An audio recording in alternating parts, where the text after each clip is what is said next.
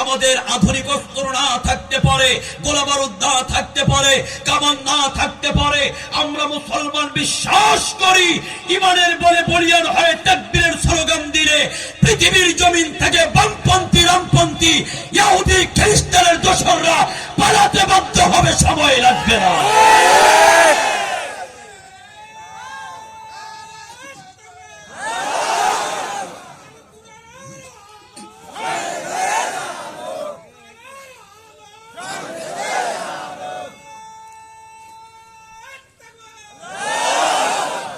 সম্মানিত ভাইরা,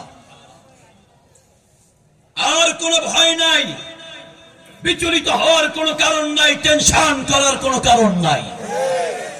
দীর্ঘ 16 বছর যাবত আওয়ামী লীগ নামের যে জগদ্দল পাথর আমাদের উপরে চেপে বসেছিল, ছাত্র জনতার গণ অভ্যুত্থানের মাধ্যম দিয়ে আমার বাংলাদেশকে পুনরায় দ্বিতীয়বারের মতন স্বাধীন করা হয়েছে।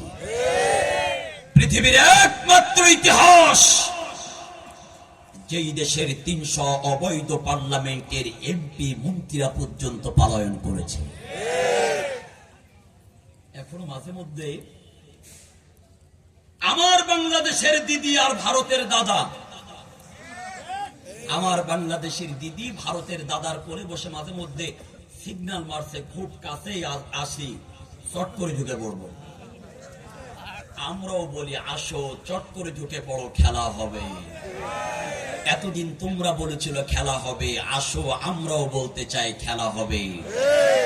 আরে আমাদের খেলার ভয় দেখিয়ে লাভ নাই। আমরা তো মুসলমান, সর্বপ্রথম খেলা করেছিলাম বদরের যুদ্ধের দিন, যখন কাফের সৈন্য সংখ্যা ছিল 1000, মুসলিম সৈন্য সংখ্যা ছিল 313 জন।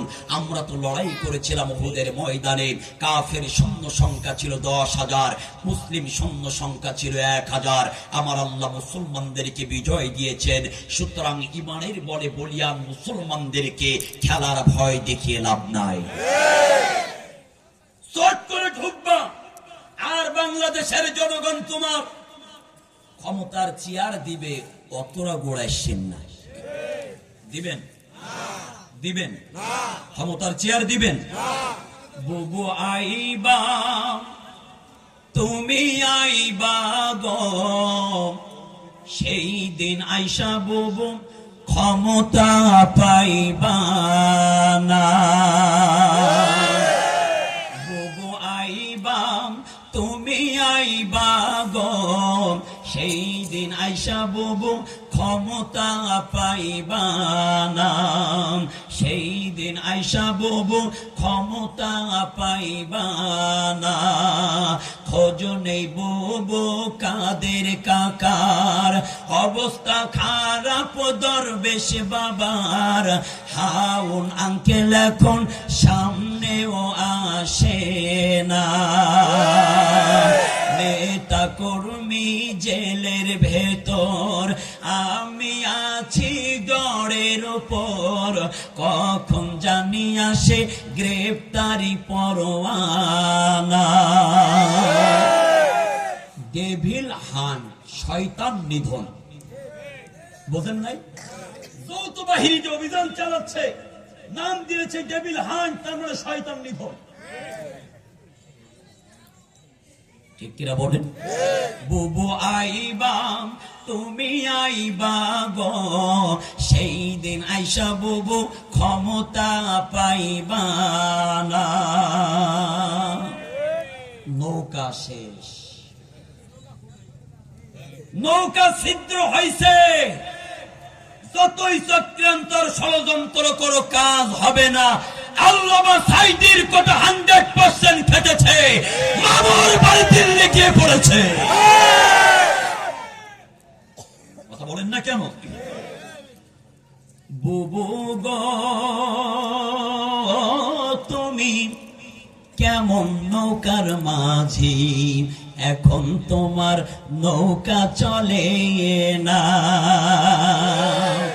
বুবু গো, তুমি কেমন নৌকার মাঝি, এখন তোমার নৌকা চলে না। তোমার নৌকার পাল ছিঁড়েছে, তুমি তো জানো না। লগি বইটা ভাঙ্গা খবর তোরা খোলাবো বউগণ, ও তুমি কেমন নৌকার মাঝি, এখন তোমার নৌকা চলে না। ও সৈরাম চারিরে, মানুষ হইয়া মানুষ মারলি কদির লাইগারে, এত পাষাণ কেমনে হইলি রে। ও সৈরাম চারিরে, মানুষ হইয়া মানুষ মারলি গদির লাইগারে, এত পাষাণ কেমনে হইলি রে। তোর শেষটা এবার দায়িকা ছাড়লো দেশের ছাত্র জনতা। আল্লাহর মায় দুনিয়ার বাইরে, এটাই বাস্তবতা। কথা বলেন ঠিক না ঠিক? সুতরাং পৃথিবীর জমিনে নমরুদ গাদ্দারি করে, ফিরাউন গাদ্দারি করে, আবু জাহেল গাদ্দারি করে টিকে থাকতে পারেন নাই। নয়া ফিরাউন, লেকি ফিরাউনের কাছ থেকে শিক্ষা নাও। আগামী দিনের কোন জালিমরাও এই পৃথিবীতে চক্রান্ত করে টিকে থাকতে পারবে না। আচ্ছা, এই এলাকার মধ্যে কোন আদর্শবান বাবা অথবা কোন আদর্শবান মা তার সন্তানের নাম নমরুদ রাখছে? ফিরাউন, আবু জাহেল মনে হয় না। তার মানে পৃথিবীতে এই মানুষগুলো এত জুলুম করেছে, অন্যায় করেছে, ঘৃণিত মানুষ, যে এই মানুষগুলার নাম কোন আদর্শবান বাবা মা নমরুদ, ফিরাউন, আবু জাহেল রাখে না। আমি সাতক্ষীরা থেকে এসে বলে গেলাম, লিখে রাখেন, আগামী 100 বছর পরেও কোন আদর্শবান বাবা, কোন আদর্শবান মা তার সন্তানের নাম, তার মেয়ের নাম হাসিনা রাখবে না। আমরা নমরুদকে দেখি নাই, ফিরাউনকে দেখি নাই, আবু জাহেলকে দেখি নাই, কিন্তু একেবারে মাল একই, শুধু মডেল ভিন্ন। কথা বলেন নাই? মাল একই, মডেল। এটা হলো নিঃসন্দেহে লেগে ফিরাউন।